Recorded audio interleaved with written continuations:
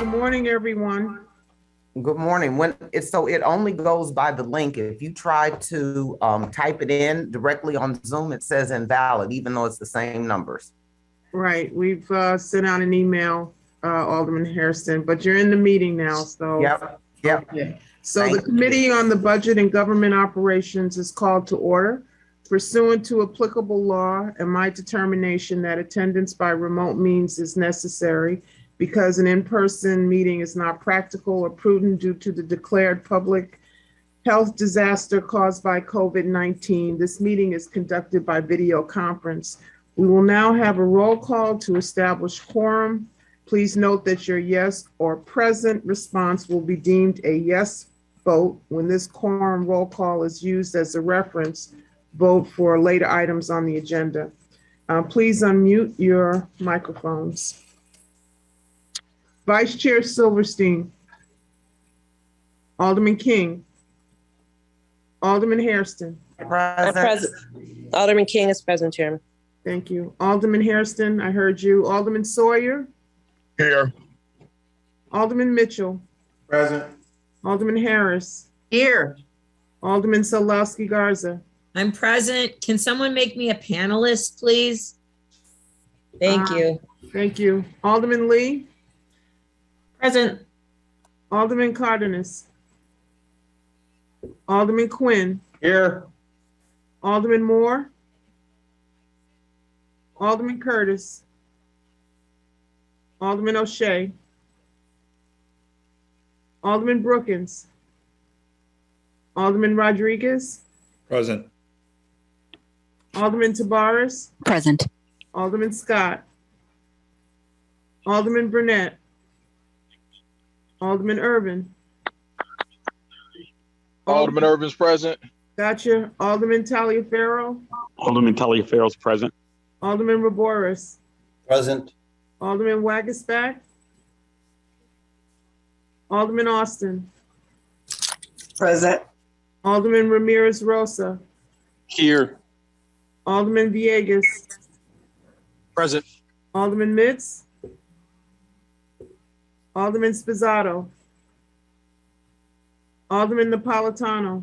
Present. Alderman Riley. Present. Alderman Smith. Present. Alderman Tunney. Present. Alderman Kappelman. Present. Alderman Osterman. Present.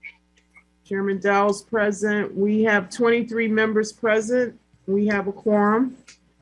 Alderman Cardenas is present. Cardenas. That makes 24. Okay. We have no speakers for public comment period, but we did receive one written public comment from Grow Greater Inglewood and Sustainable Inglewood Initiative supporting the University of Chicago grant, which is part of item number, I believe it's 3. We will begin with the approval of the April 2022 monthly 45 rule report. This report was sent electronically to everyone. If there are no questions, can I get a motion to recommend? So moved by Alderman O'Shea. Thank you, Alderman O'Shea. We will count you towards quorum. And then move your motion. Hearing no objections, so ordered. We have 5 items on the agenda, and we also are joined by our budget director, Susie Park, who will be presenting a quarterly update on the year 2021 year-end estimates and the first quarter report for 2022. The first item on our agenda is from the Department of Planning and Development. It's an ordinance concerning an amendment to the Neighborhood Opportunity Fund redevelopment agreement with Ogden Washtenaw JV LLC for the property located at 2652 West Ogden in the 28th Ward. We held this ordinance in committee on April 20th at the request of Alderman Irvin. I've been informed that he's been briefed by the Department of Planning and would like to move forward with this item. So we have Robert Bumpers from the Department of Planning and Development here to explain this initiative. Mr. Bumpers. We Morning, also Chair. have Terrence Johnson and Jeff Head. I'm going to share my screen. Is everyone able to see this? Yes. Great. Okay. Good morning, Chairwoman Dowell and members of the committee. For the record, my name is Robert Bumpers. I am a planning analyst with the Department of Planning and Development.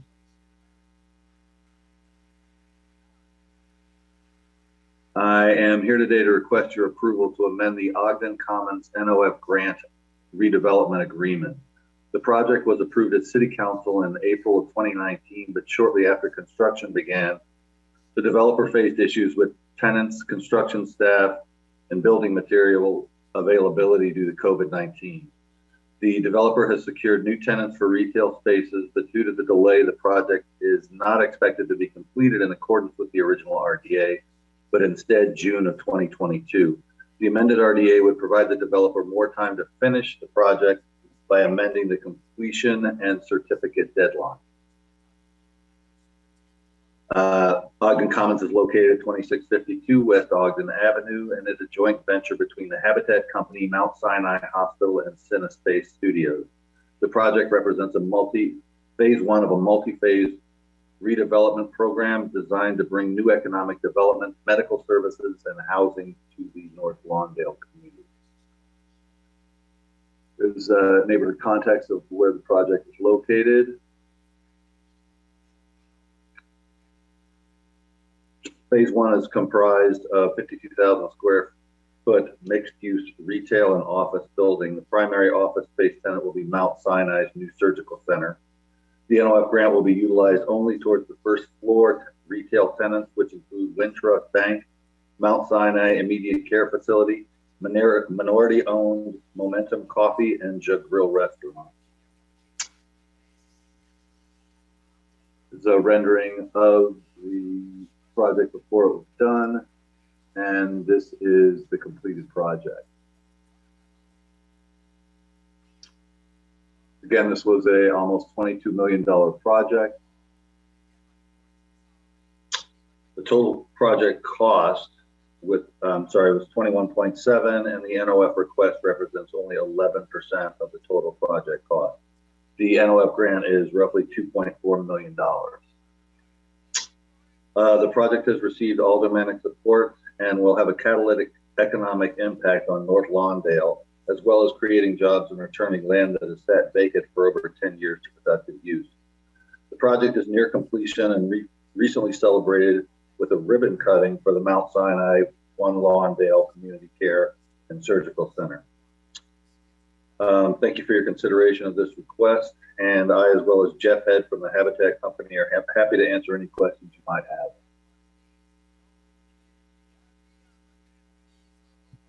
Thank you, Mr. Bumpers.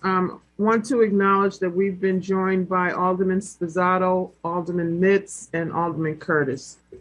So you have been counted towards quorum. If you have any questions, please use the raise your hand feature. And seeing that there's no questions on this item, Alderman Irvin, would you like to say something about this project in your ward? Yeah, thank you, Madam Chairman. This Ogden's Commons project, it really is a catalytic project for the North Lawndale area in the 28th Ward. It is also part of a much larger development between Sinai and CineSpace Film. CineSpace is a growing operation. We've secured over 8,000 jobs for individuals and residents in the city of Chicago, and there's over $1 billion development on the west side of Chicago. And this is part of the continuation of bringing additional jobs and resources to the community. This is part one of this long-term project, and will truly bring forth some great benefits. As already been stated, the new Jog Grill is the first sit-down restaurant in North Lawndale that we've seen in a number of years, along with Momentum Coffee and Wintrust Bank. So this project is definitely something we want to continue to support in this development, and ask for favorable consideration from the committee. Thank you, Alderman Irvin. Can I get a motion to recommend approval of this item? So moved, Madam Chairman, Alderman Mitts, and I'd like to be added for the roll call. Yes, Alderman Mitts, we added you and we accept your motion for the affirmative vote of all members present for the roll call to determine quorum. Hearing no objections, so moved. The due pass recommendation on this ordinance will be reported out at the next city council meeting on Monday, May 23rd. Item number 2 on the agenda, thank you, Mr. Bumpers. Item number 2 on the agenda is an ordinance concerning the execution of the redevelopment agreement with Bubbly Dynamics LLC, including the Neighborhood Opportunity Fund grant and Build Community Wealth bonuses at 1400 West 46th Street in the 15th Ward. This ordinance will be explained by Emmett Morrissey from the Department of Planning and Development, and we also have with us John Edel and Carol Lee Cocola from Bubbly Dynamics. Mr. Morrissey? Alderman Moore has also joined us. So Alderman Moore, we have you in count toward quorum. Thank you, Chairman. Good morning, Chairman and members of the Committee on Budget and Government Operations. For the record, my name is Emmett Morrissey, a financial planning analyst with the Department of Planning and Development.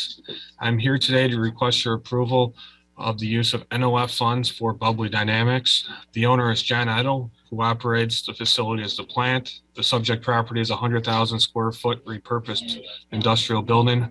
The plant currently houses more than 20 small businesses, including indoor and outdoor farms, a beer brewery, a bakery, cheese distributor, a coffee roaster, and other emerging food producers and distributors.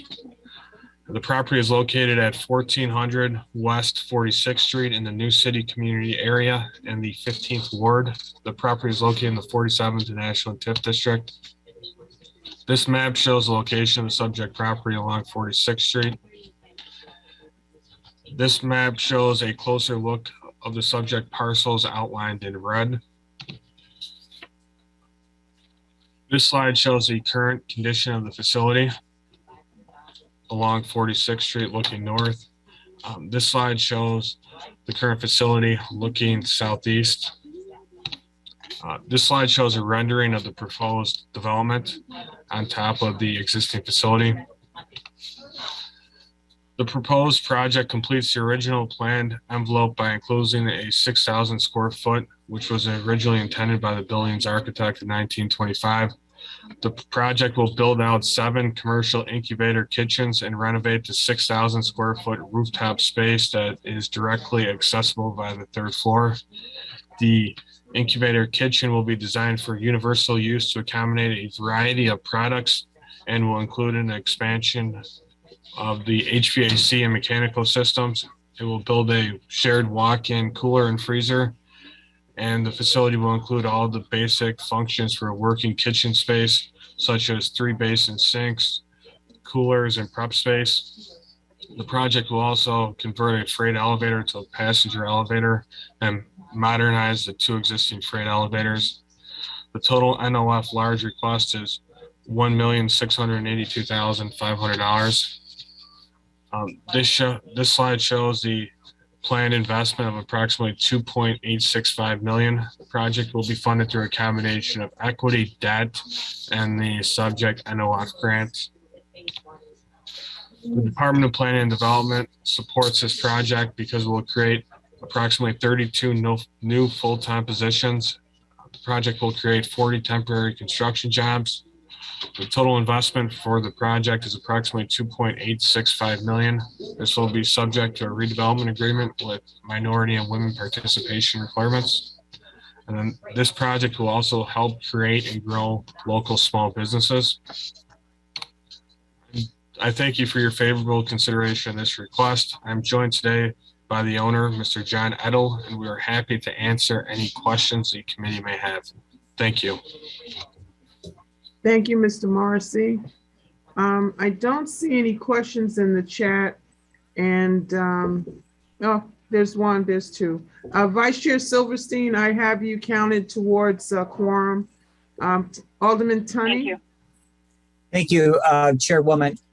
My question, it seems to me that this used to be the Pier Manufacturing Company, just by the signage on one of the walls. Is that correct? So it was a food processing plant to begin with. That's correct. Sorry. Tony, I think I'd like to have John Edel, give him an opportunity. I know he's here with us today. This is the brainchild behind this entity, which used to be in the 3rd Ward initially. So, John, would you talk about this project? Sure, I'd be happy to.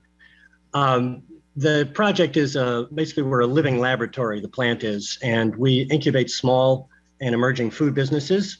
Currently we have over 20 and we're over 50% women-owned businesses within the plant. So the building itself used to be a pork packing facility that closed in 2007. I purchased the property in 2010 and immediately started building out farming spaces and began the incubator. So I'm happy to answer any other questions you might have. We're very excited to receive this opportunity and be able to incubate more businesses. Okay, so I applaud all that was saying, but that didn't answer my questions. Number one, it seemed to be that you said, I asked if it was Pier Manufacturing, the food processing company, historically. Historically, yes. Yes, sir. It was built by the Bueller brothers that became Pier Foods in the mid 40s. And then I purchased the property directly from Pier Foods. Okay.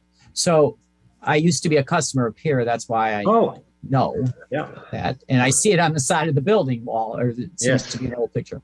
But, and then under the projected sources and uses table, I have under acquisition costs 0. So tell me about that. Normally you bought the property, but tell me about that, why it's 0 and why we're not helping on the acquisition cost. Bubbly Dynamics, my company, has owned the property since 2010. This is a slow money project, basically, as our first building on 37th Street is. And so we own full title, clear title to the property, actually to both buildings. And so there's no acquisition because we already have it. And we're expanding our operations. It's probably a public record. What was the acquisition cost back in whatever year you did, 07, something like that? Yeah. It was $525,000. So you're not seeking reimbursement in regards to some of the acquisition. Okay, those are my questions. Thank you. Okay, thank you.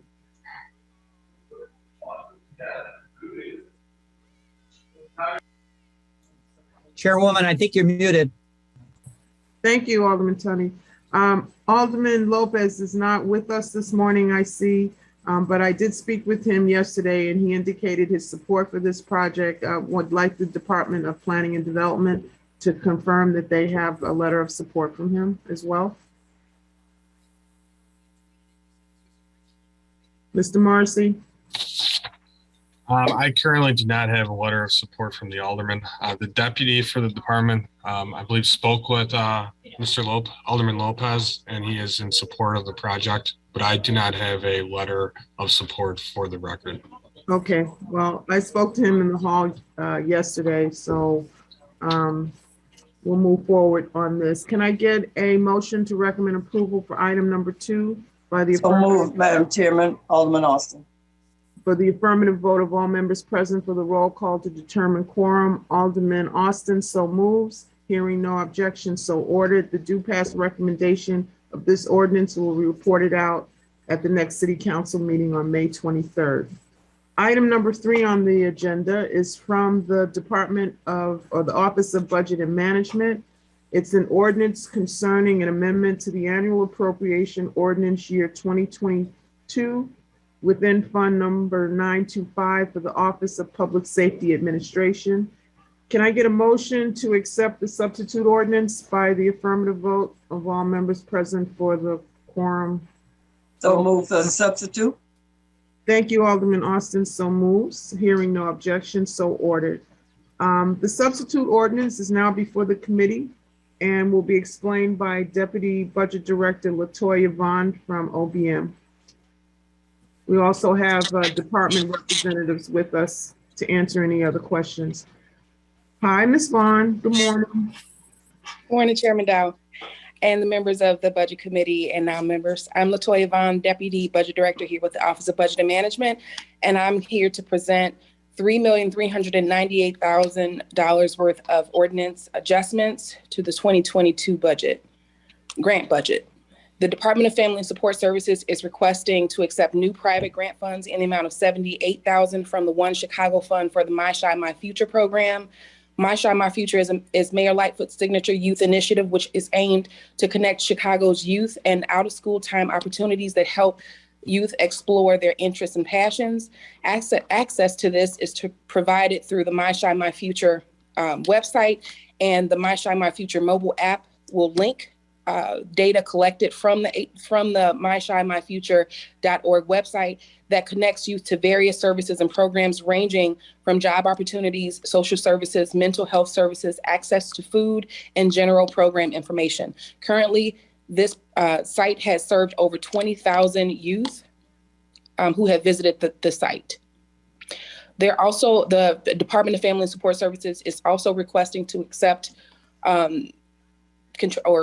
requesting contractual authority for a marketing firm called Halsworth and Company to provide marketing services for the My Chi My Future app.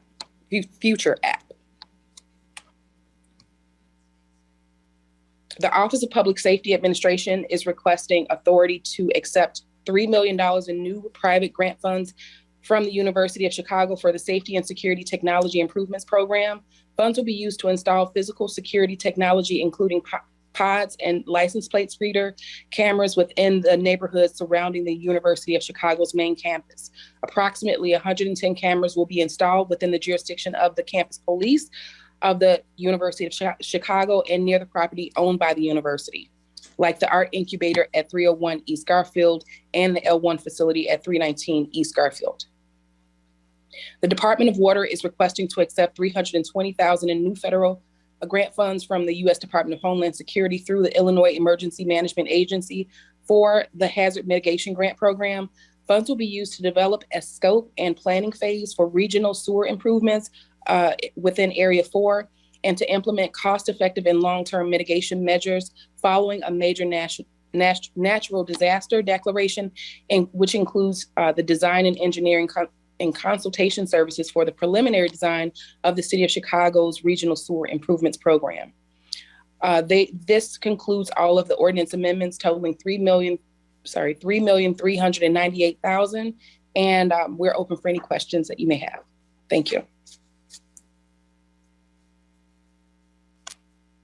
Thank you, Ms. Vaughn. I want to acknowledge that we've been joined by Alderman Burnett, and he will be counted towards quorum. We have a question from Alderman Hairston. Thank you, Madam Chair. You went through that so fast, I'm not sure that I got everything. So we're transferring $78,000 to the My Chi, what is that thing? My Chi My Future. My Chi My Future. And so you said that there've been 20,000 visitors to the website? Yes, ma'am. And so that means they just went and looked at it? I can't confirm if they just looked or if they navigated throughout the website, but we have had over 20,000 visitors to the site, and they're looking to expand this program into a mobile app. Well, I think that that's great, but what I am interested is the metrics. It's not just getting kids to the website to look at it. It's how many got signed up for, social services, how many signed up for jobs and actually got jobs. Those are the metrics, because otherwise it's just smoke and mirrors.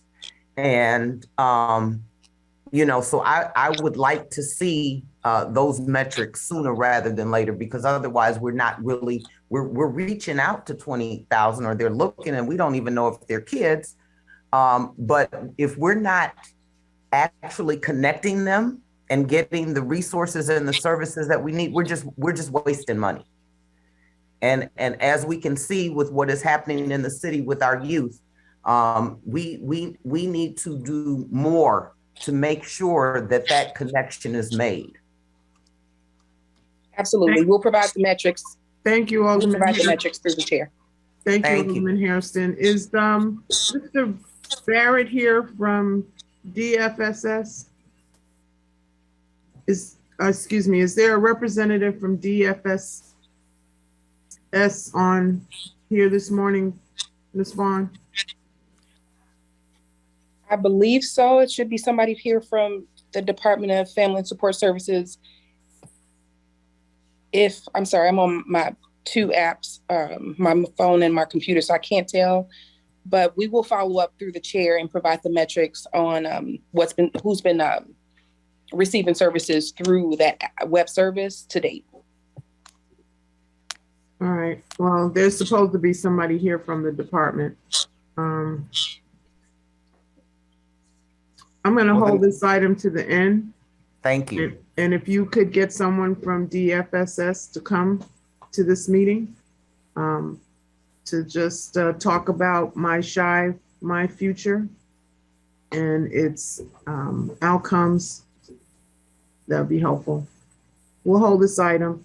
Moving on to item number 4 on the agenda is the Department of Water Management. It's an ordinance title, amending Title 11 of the Municipal Code regarding the voluntary water meter installation program. It's a direct introduction, and this ordinance will be explained by Commissioner Andrea Cheng of the Department of Water Management. With us this morning is City Comptroller Reshma Soni, Karen Belars from the Department of Water Management, and the Director of Legal Services, Joel Vieira, the Water Management First Deputy Commissioner, and Joel Flores. I also see that our Chief Financial Officer, Jenny Bennett, is with us as well. Ms. Thank you. Commissioner? Great. Good morning, Chairman Dowell, Vice Chairman Silverstein, and members of the Budget Committee. Chicago is the last large city whose water accounts are not fully metered. The Meter Save water meter installation program aimed to change that. It began in 2009 and offered residents free water meter installations, a 7-year guarantee that their water bill would not be higher than if they had not gotten a meter, and water conservation kits. Over 130,000 meters were installed, and residents see an average savings of over 50% upon switching to a meter. Water meters installed through the Meter Save program are a critical component of water affordability for residents across the city. However, in 2016, the largest study of its kind was commissioned to determine the impact of water main construction and water meter installation on lead levels in homes. This study showed slight increases in lead levels in water at some homes where water meters were installed, about 2 parts per billion, or ppb. Thus, the Meter Save program was paused in June 2019. To find a solution, the ultrasonic meter study was begun. This study examined whether installing ultrasonic water meters would have any impact on lead levels in water as compared to traditional water meters. Water meters themselves do not contain lead, and the source of the increased lead was unknown. It was hypothesized that the use of an ultrasonic water meter, which has no moving parts, might result in less disturbance to lead pipes than a traditional disc water meter. But results have now been received from the study, and the major conclusions are threefold. One, that ultrasonic meters showed slight increases in lead, but only about 1.2 parts per billion. And that with both traditional and ultrasonic meters, they're found to be within the natural variation of lead levels due to seasonal temperature changes. Further, water usage is a strong driver of elevated lead levels. Most results above the lead action level of 15 parts per billion were from homes with usage of less than 50 gallons per day, very low usage. And lastly, residents did not follow post-meter installation flushing guidance and were not accurate in written surveys about how much they flushed. But at the homes that did flush, flushing lowered lead levels after meter installation. And that is key. So based on these results, we're able to restart the Meter Save program to install meters with the following modifications. First of all, requiring the meter installation contractor perform the flushing instead of the resident. So mandatory flushing. Also, additional water quality testing will be required before a meter vault is installed. And then continuing the best practices that we had from 2019, which was requiring lead testing after meter installation and continuing to give residents water pitcher filters after meter installation. And lastly, mailing letters to residents whose meters show water usage of less than 50 gallons per day to ask them to flush or to get a filter from Department of Water Management if they haven't yet done so. But time is of the essence. Due to a recently passed state law, beginning in January 2023, any meter installation on a home with a lead service line must include a lead service line replacement. So restarting Meter Save now will allow us to get thousands of water meters installed in a short period of time, a pace that cannot be matched once lead service line replacement is required as a part of meter installation. Many Chicago residents would like DWM to install water meters as fast as possible because non-metered water bills assume a full family's worth of water usage. They tend to be higher than metered bills where actual usage is measured.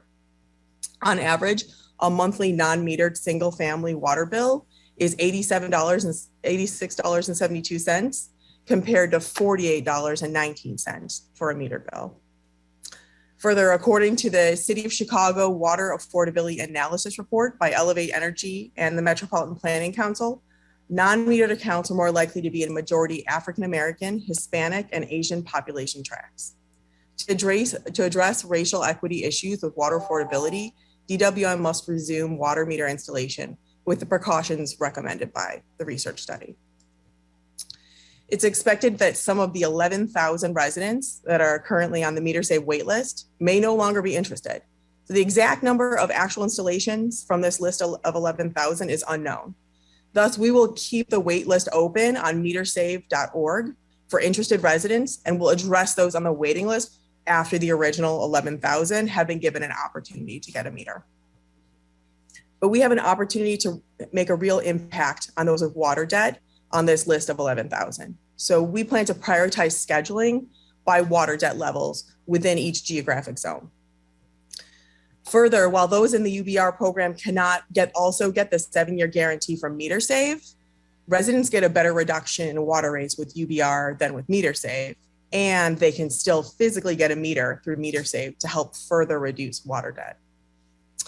But I can't resume Meter Save without your help. The Meter Save ordinance expired on December 31st, 2021. The ordinance authorizes the 7-year cap on water rates for participants and the provision of water conservation kit. This renewed ordinance would allow us to restart Meter Save and quickly get meter installations done before the January 1st, 2023 deadline, resulting in substantially reduced water bills for thousands of Chicagoans. That is it. Thank you very much. Thank you, Commissioner. I do see hands up in the questioning. So we'll start with Alderman Roboris, followed by Alderman Austin. Thank you, Madam Chair. Good morning, Commissioner. Good morning. I want to thank you for this presentation. I think it's good that we're doing this for the City of Chicago. The one question that I have, and I don't remember hearing this during the briefing, you mentioned something about lead service and water meter. Can you repeat that statement again and maybe explain it? Sure. So when you cut into the pipe to install the water meter for the first time, so because unlike other cities, when they talk about water meters, they talk about replacing old ones with new ones. But we are often talking about cutting in a water meter for the first time. The thought is that we are probably disturbing that coating within the pipe that's protecting the lead from leaching into the water. And so it really doesn't have anything to do with the meter itself. It's the disturbance of the act of installing it. And so what they found with the study was if we can flush it, and by flush, I don't mean a toilet, I mean like turning on your faucet, using the shower, we can get those disturbed particles out of the system. And that's going to be the biggest impact, is making sure we do flushing. Got it. Okay. I thought it had something to do with not allowing a customer to get the meter because of the lead lines. No, thank you for that. Thank you for that clarification. Thank you. Certainly. Thank you, Madam Chair. Thank you, Alderman Raboris. Alderman Austin, followed by Alderman Villegas. Thank you, Madam Chair. Commissioner, is it prudent for new homeowners to get the meter? Because my thought is that should they be getting while they are building? Because in a part of my ward, they are still building new. So would it be prudent for them to get the water meter while they're building the newer homes, or for those that have already been built? Can I just submit those addresses for the meter? Yeah, in fact, it's so prudent, it's in the code. Actually, for new construction, it's required to get a meter because exactly what you're thinking. While you have everything torn up, it's pretty simple to add in a meter at that point. So we track those separately. But for those who haven't gotten a meter yet, that are already built, the savings that people see from getting a meter is so substantial. So if you have anyone that you think might be interested, feel free to let us know, or we can help in any way possible to talk to the customer and get their information, because it's a pretty awesome program. So if you talk to pretty much anyone who's in the program, when I go to community meetings to talk about it, there's always somebody who raises their hand and says, I'm in the program and I really save money. So should they still call 311 or call your department? They can call my department or go to metersave.org. Say that again. It's metersave.org. So METERSAVE. Yeah. Okay, I thought you had changed it on me. I was going to say that I was using one thing before. Am I using something different? Because I know that a lot of my constituents still use 311, and then they get turned over to the meter save. So, but okay, because that particular area, what I'm speaking of, they are still building along Troop Street. And since you said it's state law, then that means they are a part of it, whether they like it or not. Yeah. But they should like it because you do save. You do save, yeah. Okay, then. So how long will this be in effect until December? What did you say? Yeah, December 31st. So people can still get a meter. After that, it'll just be with a lead service line replacement. So that just is a little bit slower pace than what we can get done right now. Mm-hmm. Okay, real good. All right. Yeah. Thank you, Madam. Thank you, Commissioner. Thank you, Madam Chairman. Thank you, Alderman Austin. We have next Alderman Villegas, followed by Alderman Curtis. Thank you, Madam Chair. Commissioner, I had heard two numbers, 11,000 and then 25,000. Could you explain those numbers that I heard? I think it was 11,000 homes or meters, or 25,000. Can you explain that? Sure. I might have said 25,000. Sorry, I meant to say 11,000 is the number on the waiting list. So all this time since 2019, we've been encouraging people, if they were interested, to just go ahead, put their name on the waiting list so that, should this day come where we could restart the program, that they're there. So that's what people did. They listened. There's 11,000 of them on there. So those would be our first start. And then we'll continue to take these requests, and should we make it through the 11,000 and still have time, we'll keep going. We'll keep going until December 31st, or our funding runs out. Okay, so then the deadline is before January of 23. So that's about 7 months, less than 7 months. So then that's about over 1,200 or even 1,500 a month. Mm-hmm. Is this being done with city crews, or is this being done by a subcontractor or contractor? It'll be done by the same contractor that was doing it back in 2019, but with supplementation from our in-house crews as needed. We just want to maximize the amount that's done each month. Okay, so how many were we doing before a month? And is the 11,000 realistic? Yeah, so we were doing about 15 to 20,000 a year back in 2019. And we've gotten the contractor, we've given them plenty of heads up, said that, hey, be ready should this get passed by you all. We have them ready to start the day after. And so we've started making phone calls to the oldest on that 11,000. To your question, is it realistic?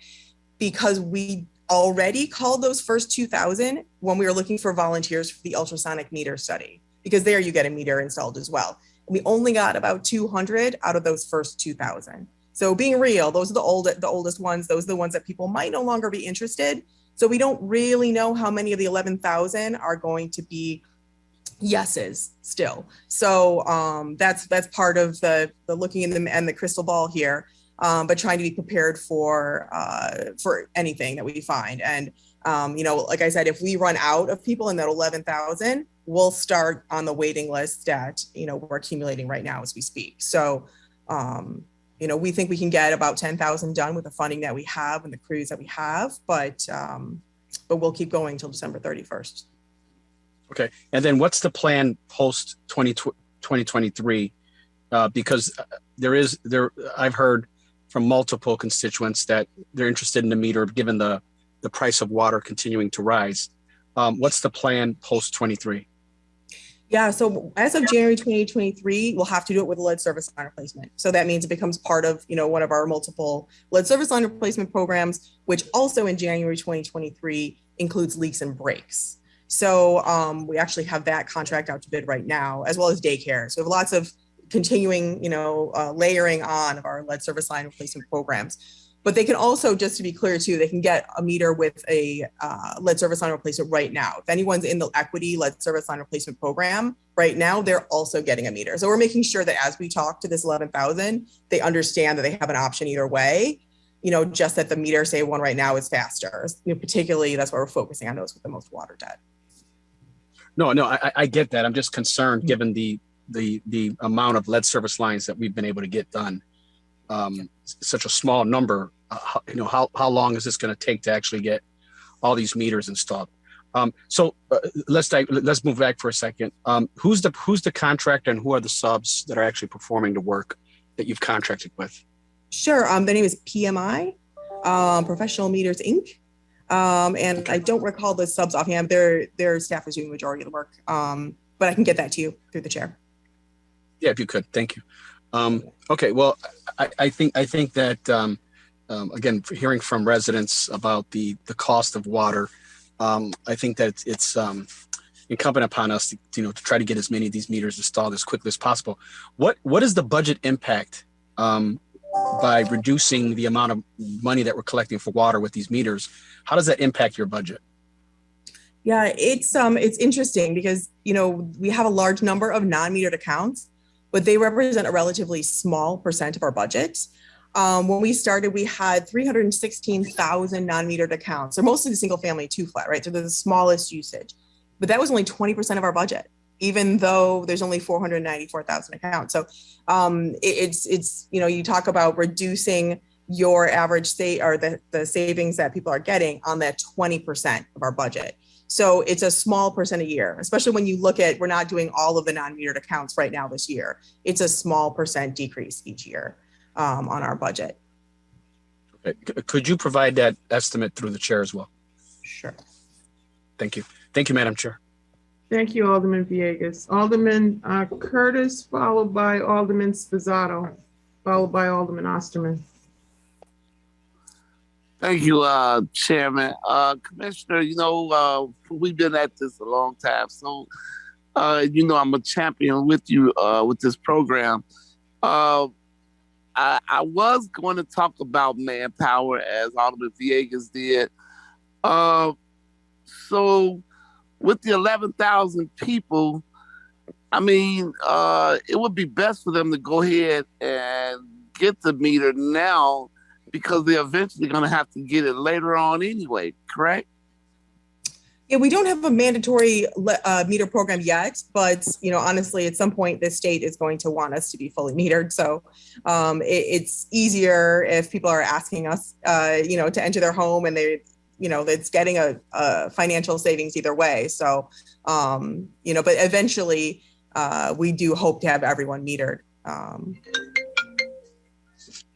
Right. And as always, and we talk almost every month about same thing. So whatever help you need me to do, just let me know, and we'll get that service done for them. Awesome. Thank you so much. Thank you, Chairman. Thank you, Alderman Curtis. Alderman Spizzato? Thank you, Madam Chair. Commissioner, just one short question. How long is it going to take us to get those 11,000 meters in? Or is that some, because the numbers you gave, you do 15 to 20 a year. So I'm guessing we could do that in roughly 6 months. Yeah, I think we'll be installing up till the end of December, but it also depends on how many of those 11,000 end up saying yes. But we're just going to try and hit the road running here on June 1st and try and get all of them done by December 31st. The nice thing about it is with meter installation, the weather matters less. So, it's an indoor thing. So if they're signed up, I can't believe they're not going to want to do it, because we've received several calls in my office, whether it's, grandma or a single guy saying my water bill is so high, I hardly use any water. Why would that be? And I'm like, do you have the meter? No. Well, did you sign up? Well, yeah, but I've been waiting, a couple of years. Of course, we know, what's happened with the pandemic and everything. And but you're pretty confident maybe, that 11,000 could be done in, I don't want to put words in your mouth, but 6 to 9 months, basically. Yeah, we're thinking that, probably 10,000 would be our max. I'm guessing that there's probably at least 1,000 people that either have changed their mind, they moved, their contact information has changed, et cetera, et cetera. Maybe less, but I'm hoping that the more that people hear that this is backed too, they won't be surprised. We are going to try and send a letter ahead of time, ahead of the phone calls, so that people aren't surprised when we're calling them and thinking it's a scam or something like that. For some reason, everyone always pretends to be the water department when they're scamming people. So, Are we gridding this when we install this? Are we going to be doing a grid system with it? Or, we're not going to be bouncing around from, the south side to the north side to the northwest side, to the east side. Yeah, we'll be doing by geographic zone for exactly that reason. Right. Scheduling efficiency is key. Yeah. All right. Thanks, Commissioner. Thank you, Madam Chair. Thank you, Alderman Spizzato. Alderman Osterman? Thank you, Madam Chair. Commissioner, if you're not able to get the 11,000 done by the end of the year, are you going to continue into the new year to finish off the folks that are on part of that 11,000 or 10,000? Yeah, we'll be looking to do it as part of lead service line replacement at that point, of course. But I think that's part of us trying to gauge early on, once we've gotten through those phone calls and seeing what the numbers are. If we prioritize those with the most water debt and take a look at who would be eligible for the equity lead service line replacement otherwise, we can start to prioritize and make sure that we reach people who wouldn't be part of the lead service line program for meter save versus encouraging those who could be in equity, if we think we're going to be running up against a deadline. So the nice thing is that we have multiple options for everyone to get a meter. So the folks who are on that waiting list have been waiting for a couple of years. So I would want to make sure every effort's made to make sure that January 1 or before or shortly thereafter, they're taken care of. So I think that will be an issue when you come before the budget committee in the fall with an update. So certainly. Yeah. Thank you. Thank you, Madam Chair. Thank you, Alderman Osterman. Alderman Villegas, you have another question. Let's see your hand up. Madam Chair, thank you. I forgot to ask this question.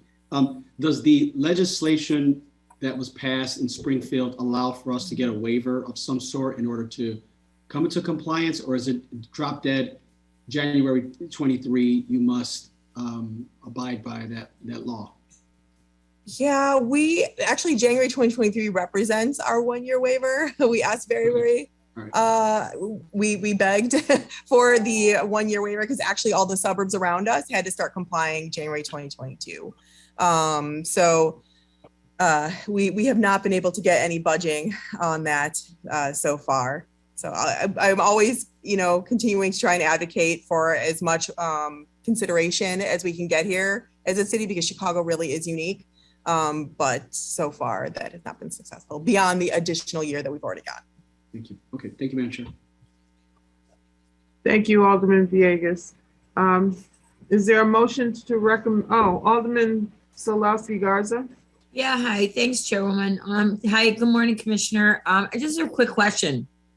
How do people know if they're on the wait list or not? Is there going to be like a list generated or something? Yeah, we have a list in our database, and people would have gone either through the website or 311 and registered themselves originally.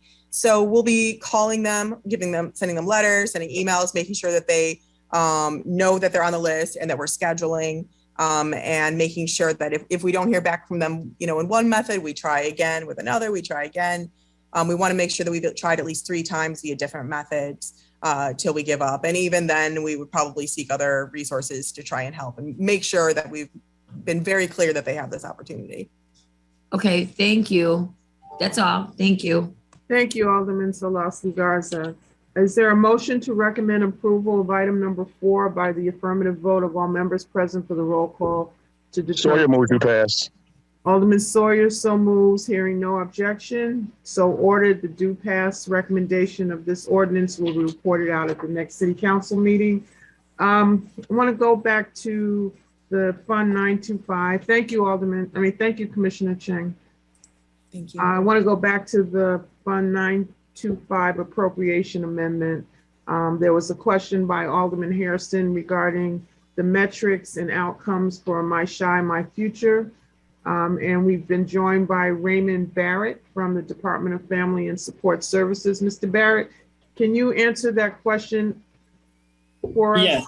Yes, thank you, Chairman. So currently the site just measures engagement of anyone that is actually interacting with the site itself. We do not have any way currently to disaggregate the data to tell you who is. There is the assumption, right, that it's either youth or individuals who are advocating for the youth that are interacting with the site. But the current way that the site is designed, we don't have a way to capture that data for the website itself. Yeah, we can go back to Alderman Hairston, but I don't think that's her question, Mr. Barrett. Her question is, can you tell us something about how the program is functioning? What have been some high points, low points? Are youth getting connected to jobs? What's good about this program?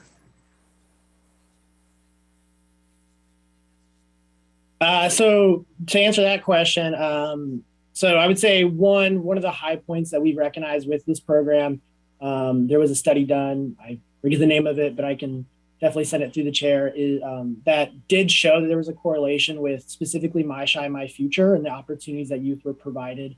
There was a correlation with the decrease in violence in the city of Chicago at that time. So we do have like that correlator with it.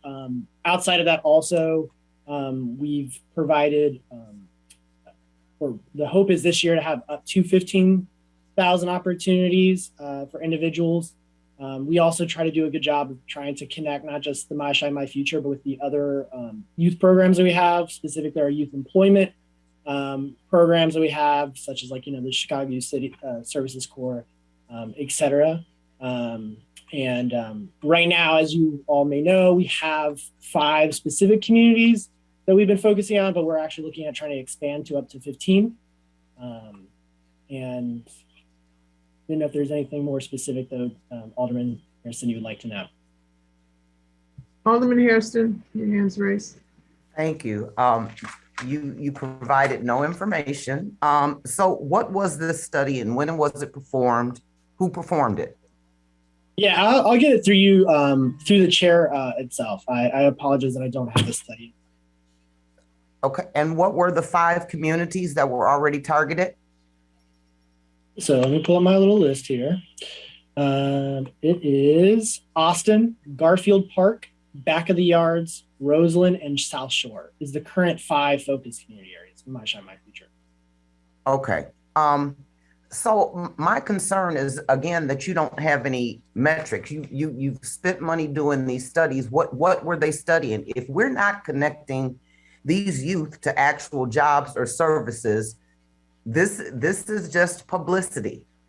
And, with what we're seeing in the news and what we know to be true about the needs in these communities, it's just not good enough to say that there were 20,000 hits and that there was this study which doesn't have a name and we don't know when it was performed.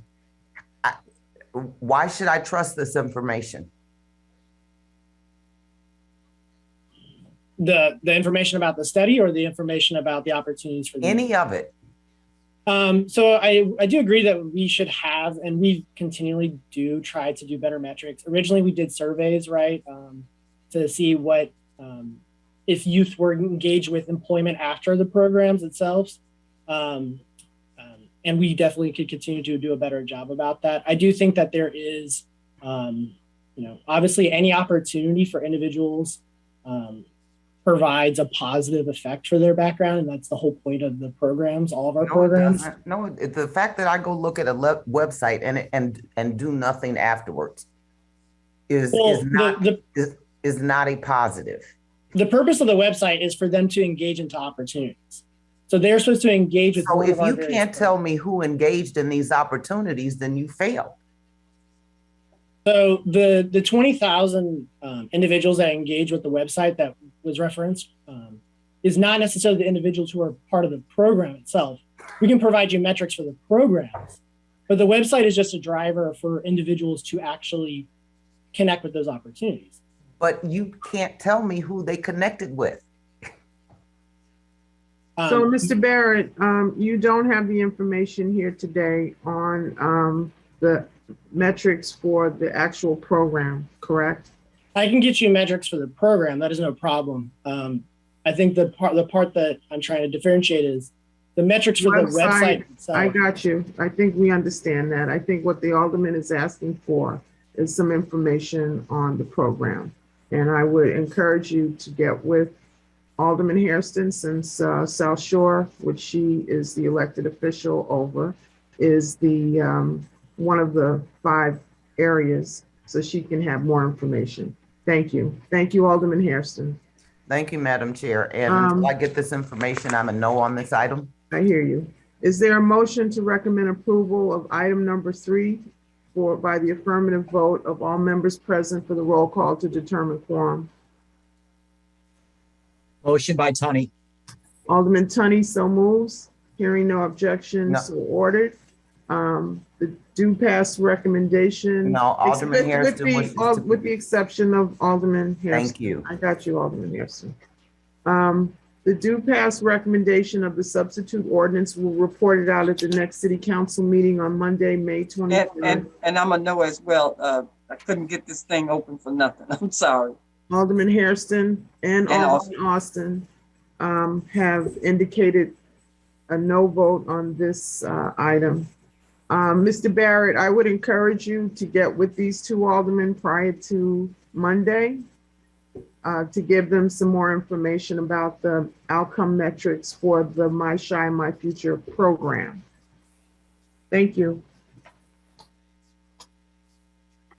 Moving on to item number 5 on the agenda. I'm sorry. Yes, item number 5 on the agenda is an ordinance introduced by Alderman Villegas, 36th Ward, concerning the transfer of funds within the Committee on Economic, Capital, and Technology Development for the year 2022. The ordinance transfers $1,000 from the contingencies and $500 from the commodities line items for a total of $1,500 to the contractual services to pay for transcription services. Alderman Villegas. Thank you, Madam Chair. Yes, this is a neutral request within the budget and paying for contractual services that were provided during the hearings related to the hearings around guaranteed basic income. Thank you, Alderman Villegas. Is there a motion to recommend approval of item number 5 on the agenda by the affirmative vote of all members present for the quorum count? Alderman Austin. Alderman Austin so moves. Hearing no objections, we will report this out at the next city council meeting.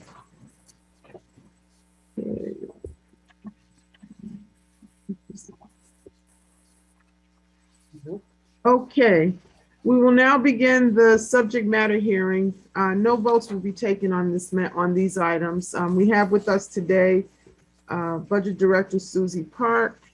She'll present the quarterly budget update for the year 2021 end of year estimates and the 2022 first quarter report. We also have City Comptroller Reshma Soni and Chief Financial Officer Jenny Bennett with us as well. Director Park. Thank you, Chairman. I'm going to share my screen real quickly for the presentation today.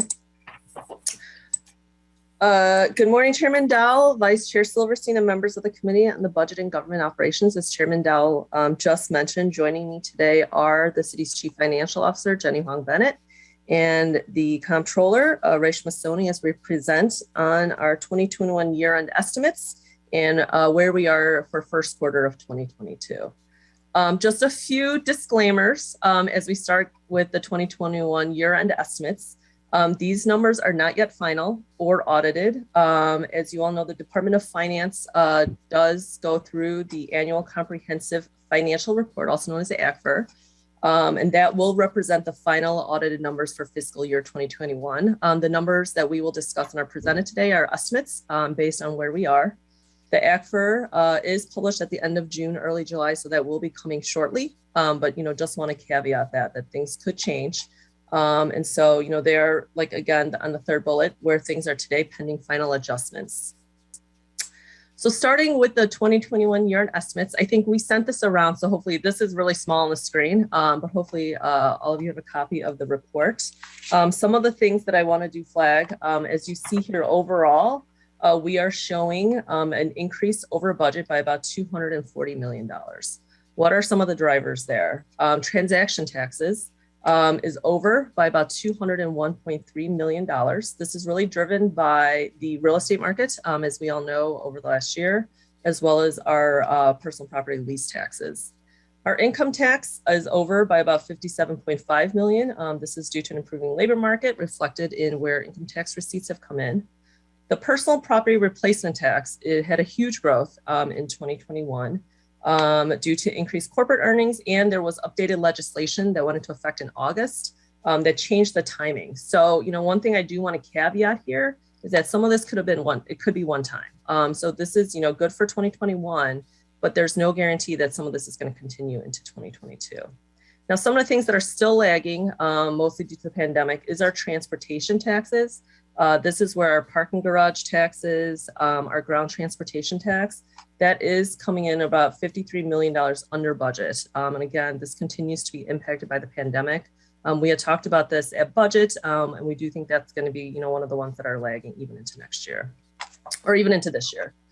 Non-tax revenues overall are down by about $55.3 million. This is due to lower collections and fines and fees, and also lower rental and lease collections. Now, one thing I do want to flag here within our non-tax revenue is the charge for service. We had a lot of conversation around our ambulance reimbursement, and that is coming in about $51 million over budget. So, within our non-tax revenue bucket.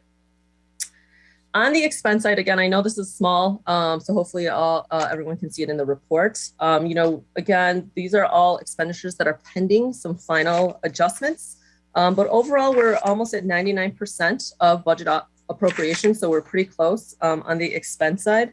There are a couple things that are shown a little bit over budget, such as the treasurer and housing, building. Some of those are just pending some final adjustments. The other big one I do want to flag that you see here is CPD. Is slightly over. Some of that is timing, again, with adjustments.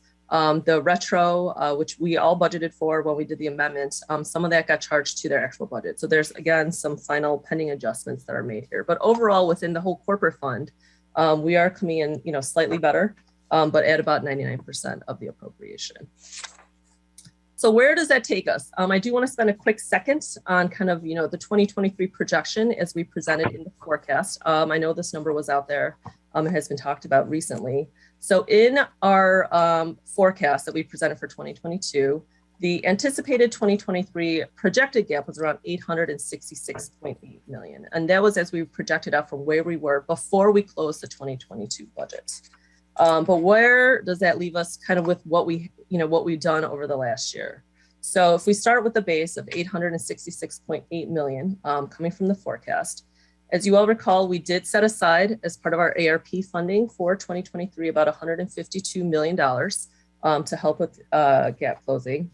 Our revenue performance is about 250, as you saw, between the revenue and some of the remainder that could be in our expenses. It's about 250 million that we are going to use now to help close 2023. Some of the structural solutions that we put into place with the 2022 budget is about 158.7 million. So that brings us down to about 305 million for now, for where we are. Now, some of the things, as I will caveat is, we are still finishing the ACFR. So again, some of these numbers could change. And so we'll kind of really have a better idea where we are ending 2021, closer to the, at the end of June or at the beginning of July. We're also going to start the 2023 budget process very soon. Budget season is upon all of us again. And so some of that is, working with the departments on what some of these upcoming expenses are. As we do the preliminary, some of, we have some anticipated costs, but, this gets us really into discussions with the department of what we need to be budgeting for. And then again, we will come out with the actual 2023 gap for the budget closer to August, which is when we do our forecast. So again, just wanted to kind of lay out, where we are looking as we are heading into the 2023 budget season. So for 2022, not as much excitement there. Again, as you all know from last year, quarter one is really too early on the revenue side and the expenditure side to really see any trends. We can't really, it's not a good, first quarter is very hard to compare. A lot of times there's timing between what's getting accrued back to 2021. So it's really too early to be able to see any trends. On the expenditure side also, and what you'll see in the report is that, a lot of departments spend most of their time working on closing out the prior year. And most of our expenses in Q1 are really ongoing personnel costs and, certain obligations that we set aside. So in terms of the actual report, again, I wouldn't take any of these numbers to, we're going to keep following this trend. We'll see some stuff emerge as we get into quarter two. One of the things I do want to flag here is you see this big 567% in state reimbursements. It's just one grant that we did get from the state in March, which is really drove up that number. But nothing too big there. On the expenditure side, again, most of the departments are just starting off. Most of these are ongoing personnel costs.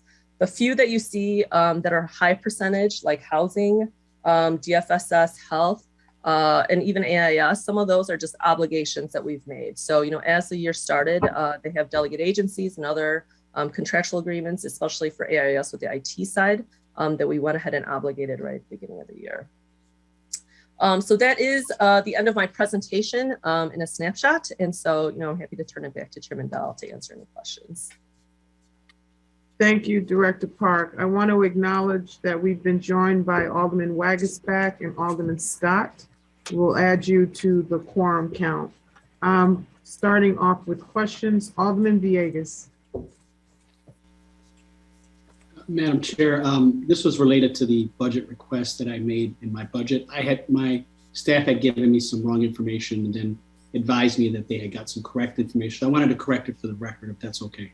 Go ahead, Alderman. Thank you, Madam Chair. So the request for these funds are for charges as a result of a court reporter services that were rendered in 2021 by Vertitex Legal Services and as required by Illinois Service Tax Law 35 ILCS 200-27-5 as amended from time to time in Section 27-35 State of Illinois Special Service Tax Law as amended. They are directly related to the state law required public hearings for enlargement, extension, or establishment of tax levy periods, increase of tax levy rates, and or authorization of certain services for special service areas. There were 6 hearings held for certain special service areas. Those special service areas were SSA number 23, 55, 60, 52-2021, 79, and 77. Thank you, Alderman Villegas. That was quite a technical correction. I got you. Well, we were arguing about an unpaid bill, and I thought that was the invoice that we were paying. So I apologize. That's fine. Appreciate you. Alderman Tunney, followed by Alderman Irvin and Alderman Cardenas.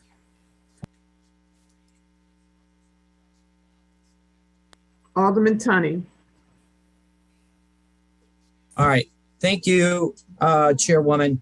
So, Susie, I understand where we're doing positive, and I know enough about numbers to know that the Biden money helped us, capital gains, all this stuff that happened in the last couple of years. But my concern is the sales tax and hotel tax, restaurant tax. You know, can you articulate a little bit on that? How, because it looked like those are categories that were down substantially. So hotel tax is, I think it's going to end the year slightly above, but not too much. You know, again, that is one of the areas, along with amusement tax, that we are starting to see some very minimal, you know, positive. It's starting to turn, but, you know, as we had talked about, like similar to transportation tax, some of those are coming in towards the end. So I think, you know, right now where we see hotel tax, and let me even look at sales tax, is that it is coming in the positive, but slightly. Well, I'm looking at the line item, Chicago sales tax, and I see minus basically 20%, 19%. Oh, you're looking at 2022. I'm sorry. I thought you were. Well, yeah, but yeah, we're closing up on 22, right? Mm-hmm. No, we just started 2022. I'm sorry, 21. But let's just talk about obviously we know we've got problems in hotel. We got problems as a restaurateur. You know, we have less restaurants, but we have also sales tax where inflation should be helping in a weird way. It should be helping our budget. So as far as let's put how do we end it? We're not there yet, but how did we end 21 in these kind of taxes? So sales tax we are estimating that it is coming in over slightly.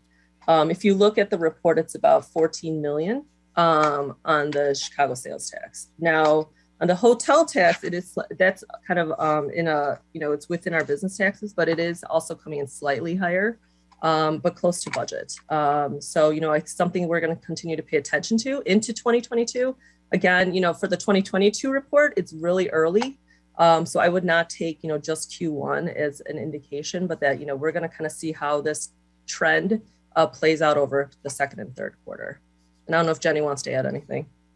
Well, before we get to Jenny, though, what is the drama about hotel taxes not being able to fund? Was it the McCormick Place? And, you know, isn't there a shortfall with that?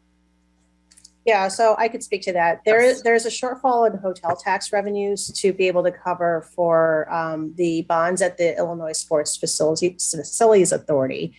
To Susie's point, we had incorporated within the 2021 budget forecast already a reduction of hotel tax revenues based on where the current state of the economic recovery is. What she's showing now here is in essence the performance of those hotel tax revenues versus that budget. Hotel tax revenues have begun to recover, although as to her point earlier, they're not fully recovered to pre-pandemic levels. As it relates to sales taxes are very, very strong. In 2021, we had certain months that had the highest level of sales tax collections in the history of the sales tax collections. And so, you know, it's following a trend that we see nationwide in other issuers as well as the state in terms of where those sales tax revenues are. How about restaurant taxes more specifically?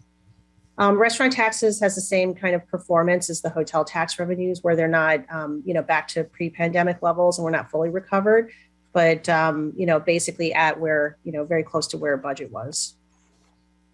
Only because, as I said, whether you're a consumer of retail or you're a hotel or you're a restaurant, we're up 10% on pricing, okay, which should have a positive effect necessarily on the budget.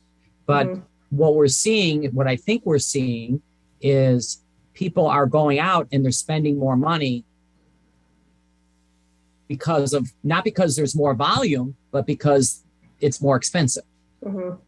And that kind of concerns me. I think you and I have had a conversation about this. Yeah. You know, that, you know, and that's where I'm concerned is that inflation is somewhat out of control, which should have some help unless this economy gets in a tailspin. Right. Can you identify yourself for the record? Just sure. It's Jenny Huang Bennett, the CFO. Alderman Tunney, I think to your question, your question really speaks to the broader picture of these revenues and what does it mean. And although, as compared to budget, we're, seeing excesses, we know that there are certain sectors of our economy that are still recovering. And then in addition to that, process of recovering, which I would, say that at hotel, restaurant, as well as certain other various tourism and work from home revenues are not quite there. We are also seeing the impact of inflation and stimulus, which are really one-time in nature. So, in no way do we see this, increase as a consistent, ongoing structural increase in our revenues. Certainly helpful in the moment as compared to what we had budgeted. Thank you. I don't want to belabor the point, but as one who lives it every day, it's concerning to me. So, thanks. Thank you, Alderman. Alderman Urban. Thank you, Madam Chair. Just a quick question on what I didn't garner was how did we finish the year? Did we finish the year positive, negative? How did the year finish out? So where we are estimating that we are going to finish the year is slightly ahead. So we show that over revenue from where we are in the estimates today. Again, we are about 240 million over budget, and on the expense side, it's a slight. We are pretty much at 99% appropriation. So there will be a small potential remainder, so about 250 million overall in the positive. Okay. And what do you project our unrestricted fund balance to be at the close of 21? This is Reshma Soni, Comptroller. So to that, Alderman Irvin, we are doing our final entries. We have the revenue side pretty much finalized. And the reason for that is that whatever collections we have within the first 3 months of the following year, we're able to figure out what are 2021 related revenues and record them properly. We are still recording all of the expenses for the year. And a lot of the adjustments that we do at the end are related to actuarial reports. We have reports for our liabilities for healthcare, some of our liabilities for torts, and then overall accruals that we do. We still have departments processing 2021 expenditures. So to be able to capture all that and be able to bring it back to 2021, that process is still going on. So we don't have a full, I would say, a strong idea of the unrestricted fund balance at this point in time, because those adjustments could be pretty large. But we do know that it is looking better than what we had budgeted for. Chairman Dow, if I may, just to also add to that question, our intention as a city is always to maintain a relatively stable level of unassigned fund balance. It's an important metric for the rating agencies as it relates to the health of the finances of the city. And so, as Reshma noted, we'll be going through year-end entries, which will impact the overperformance of 2021, as well as, how it is that we target those unassigned fund balance and other reserves. But that reserve level, in essence, demonstrates the financial health of the city. And what was last year's unrestricted fund balance? I can get that number. 1 second.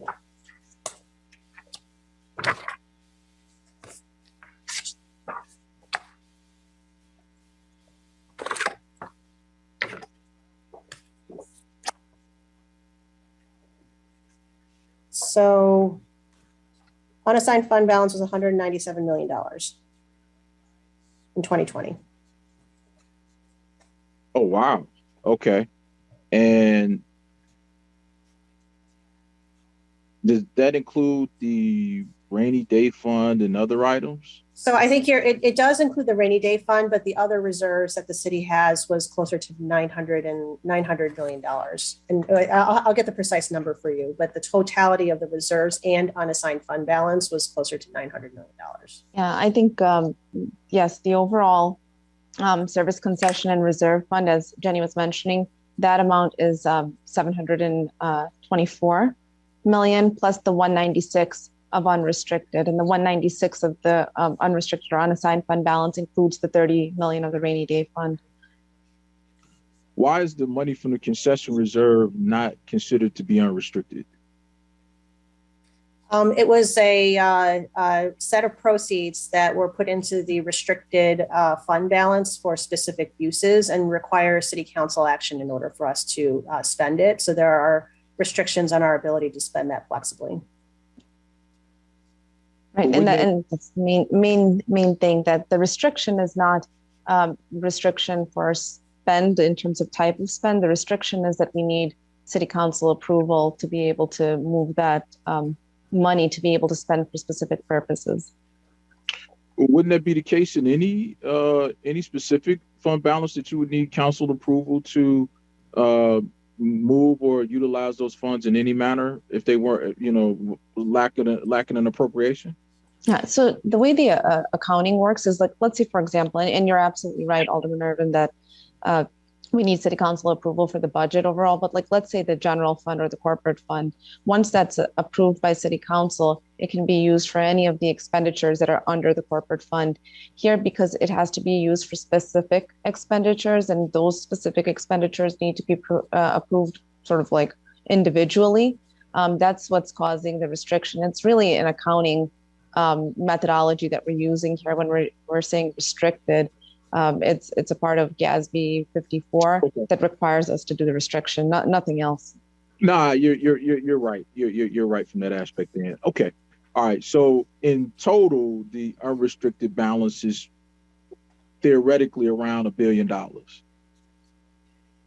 Yes, above 9. The service, the debt reserve plus the true unrestricted amount of the 197, and you're looking to potentially add another what is so you are we do you think that we're going to be able to add to the unrestricted fund balance, or will the accruals and other items essentially wipe out the $250 million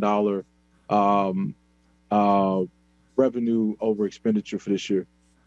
What Susie had presented was, in essence, a intention to apply the excesses from fiscal year 2021 towards the $867 million budget gap that we have in 2023. So it's not intended to increase our reserves, but to help with supporting the reduction of the 2023 budget gap.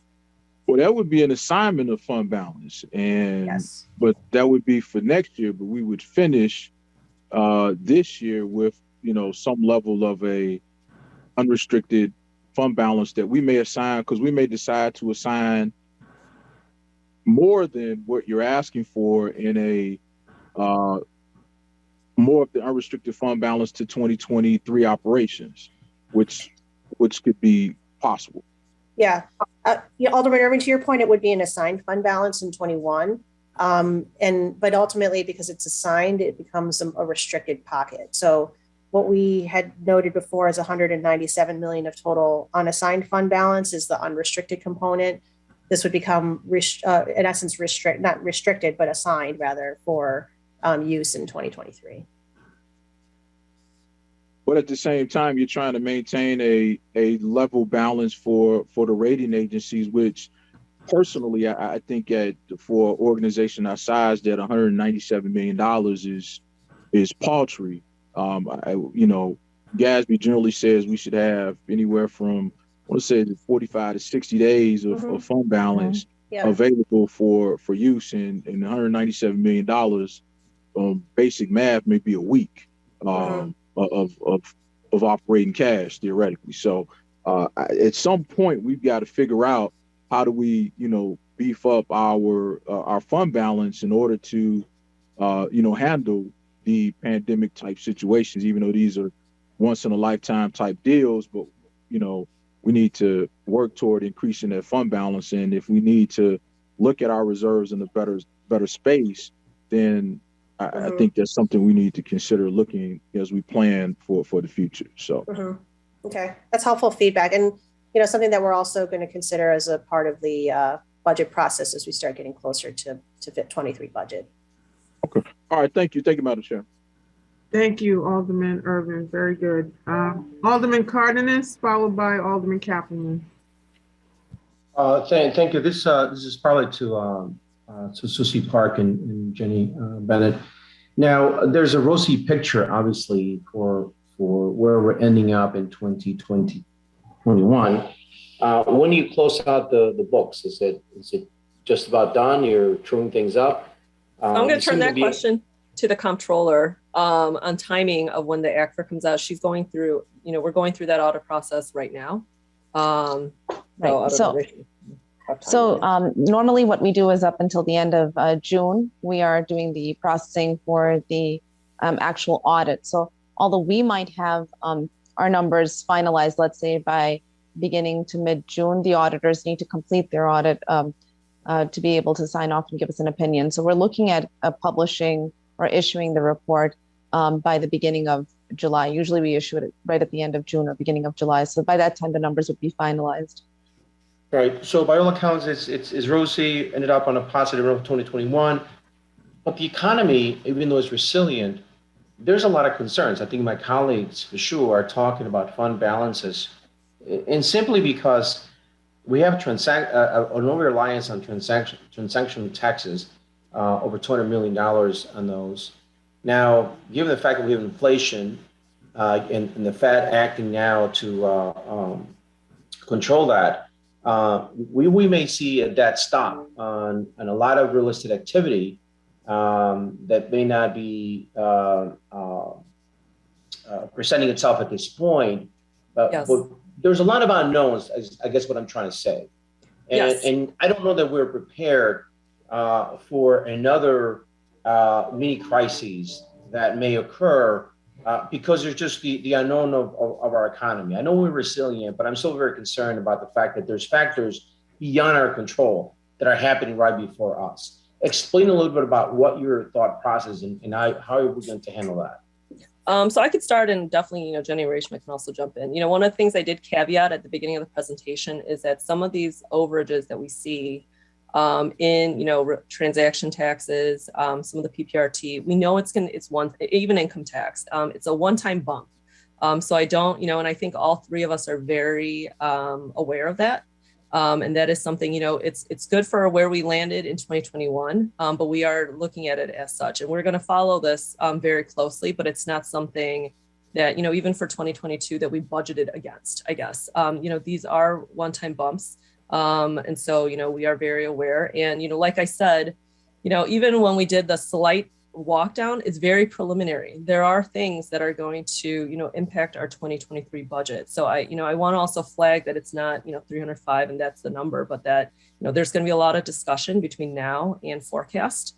When we come out with the actual gap for 2023, there's a lot of work. I know, some of our, even with our departments, some of our consumables, our materials and supplies with inflation are going to go up in cost. So there's work being done and discussion being had between now and when we will come out with the actual. Yeah, and that's my we're concern. very aware of that too. Yes. Yeah, that's my concern as well. And I just preface that because I think even though you say there's sort of a rosy picture coming out of 21, we are not, as far as I see it, out of the woods by any means. 2022 it could turn out to be a difficult year because of the ups and downs of some of these things are happening in Wall Street and also by the Fed. Real estate taxes, I know we packed it to inflation, but then again also could be a bump, and then it could also have a quick fall on that. I want you to talk a little bit about that. I know our reliance on property taxes are huge. With bills being late and also with this constant friction between the assessor and also the other agencies and the truing up that happens, obviously, how could that affect Chicago and its budget? Definitely, we've talked internally about, what could happen. I think, as everyone here knows, our property taxes proceeds go towards pension, very much so, as well as some debt service. And so, when those are delayed, they're going to impact our pension funds as well, who, those timings, and as we get them, we, give them directly to the pension fund. So there will be a rolling effect if there is a delay with when we are receiving the property tax proceeds. And I know, I've been following the discussion and kind of, I haven't gotten anything. But does it tie our hands though? That doesn't mean, because we by law have to now put into the pension funds. does it force us to say, okay, I got to take money now that I shouldn't have to, or wouldn't have done that at that time, and then put it into those funds, or can you delay also the payments to the pension funds?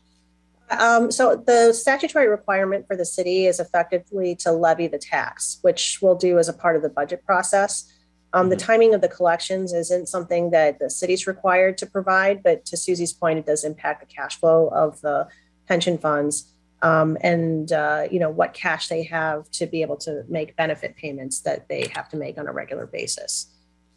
We've done work with the pension funds in order to help support their cash flow position as well, but mostly to say that, for us, at least from our budget and how we account for those revenues within the and expenditures within the budget, the city's obligation is in effect to levy the tax. All right. Thank you. Thank you, Cherry. If I may have another question on sales taxes, because I want to know where there's a fall off on sales taxes. Is it downtown Chicago? Is it being impacted by some of the crime, some of the stuff that's happening?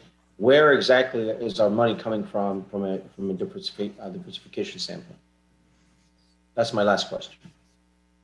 I can answer the question on sales taxes. So we've seen really strong sales tax revenues, and that has actually a lot to do with increased consumption, likely due to the stimulus funding that's making its way through the economy.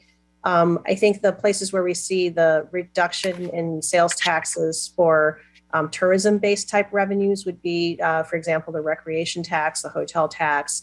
Those are revenues that are still recovering.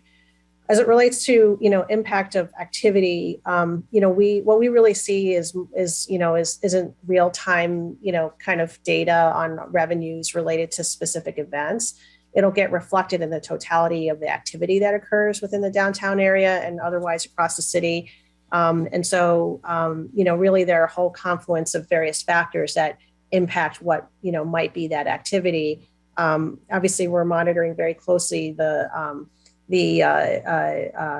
economic activity in the area and how is it that we can help support that, which is really a lot of the work of the economic development team and trying to encourage folks to be able to spend downtown and return to work downtown. All right, thank you. Thank you, Alderman.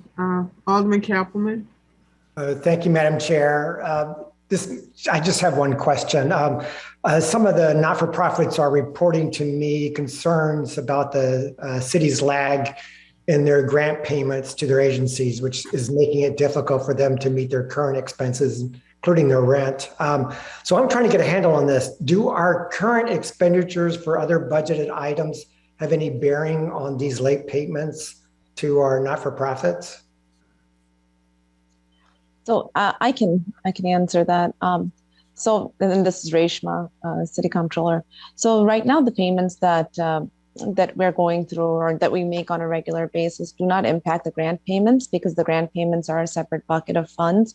Where we've seen the delays are that either if information is not coming through right away, let's say from an not-for-profit, they submit their invoices directly to our portal. So if they submit in the portal and there is not enough information, the going back and forth is causing some of the delays.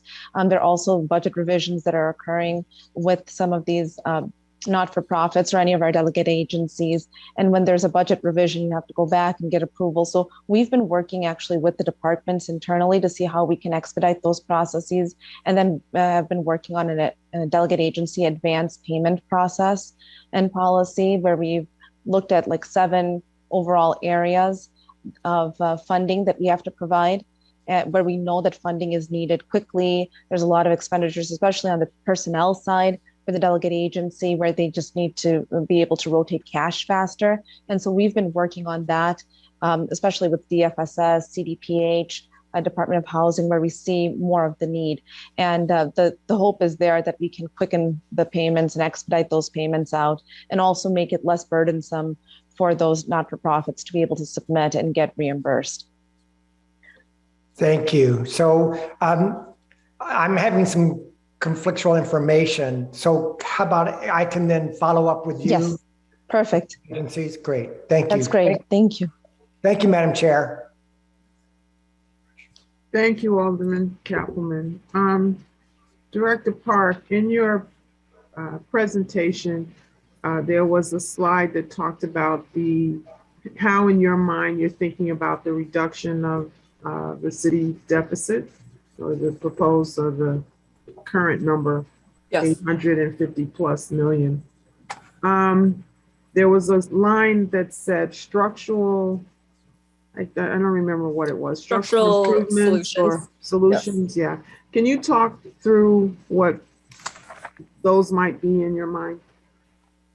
So every year we work as a team to come up with, as we close the budget gap, there are certain things that are one time in nature, and other things that are structural, such as, some of the taxes that we've been working through, ambulance reimbursement, things like that. So, as we do each budget year, the $158 million that was kind of in my walk down included some of the structural work that we did over the last budget cycle to help bring down the gap. And so the structural ones are ones that can continue from year to year. So some examples, let me see if I have some. So some of the new property that we have, some of that is structural.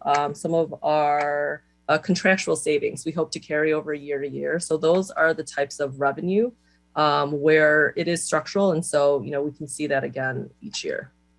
Okay. If that hopefully answers your I question. could get through the chair, just yes, we can give you that breakdown. What that breakdown is currently. Yes, absolutely. Thank you. Alderman Scott. Thank you, Madam Chair. Susie, I believe when you were testifying, you said that non-tax revenue was down because of collection, lack of collection. What are we down in? I would assume water. I would assume parking. No, don't let me not assume. Can you tell me what we're down in as it relates to that non-tax revenue? It's a lot of our fines and fees. And, I can definitely ask the comptroller here to talk about some of the work around that. And, it's also, decreases over land sales and, leases that the city normally does. Those are just coming down a little bit. So, those are the types of non-tax revenues. But I don't know, Reshma, if you want to talk more around the fines and fees. Work. So with fines and fees, a big push that we did during 2020 and then 2021 was offering payment plans. We actually extended our early payment plans. So those are the payment plans where someone gets a ticket and before it doubles, they want to get onto a payment plan. We've given the option from going from 6 months to 24 months to pay, and they have to pay as little as $25 down and $10 a month.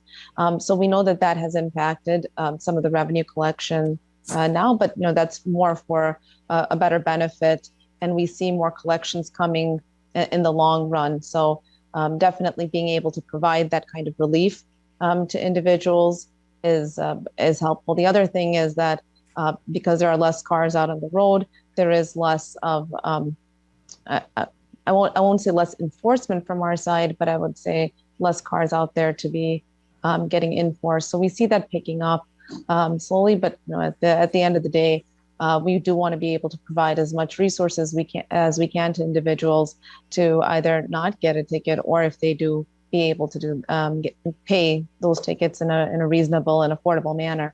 So we do see some of that depressing the revenues, but overall, with more payment plans going on, we will see more of an uptick in 2022. Yeah, that's what I would be interested to see. If folks are on payment plan, does that bring more folks to the table to pay? I know that we had a lot of folks who just skipped out on tickets altogether because of when fines double and what have you, then they just say I'm not going to pay. So I'd be interested to see, and if you could, from year to date now where we're down to next year when we do this again, to see where we are, to see how many people really came into compliance because of the ability to do these smaller payment plans. And if we have raised money from that, I'd also be interested to see where we are as it relates to the speed camera tickets, right? And that the fines coming from 10 miles over going down to 6 miles over, kind of where we are. And if you could get that to me through the chair, I'd be interested to know that as well. Sure, absolutely. Okay. Thank you, Madam Chair. Thank you, Alderman Scott.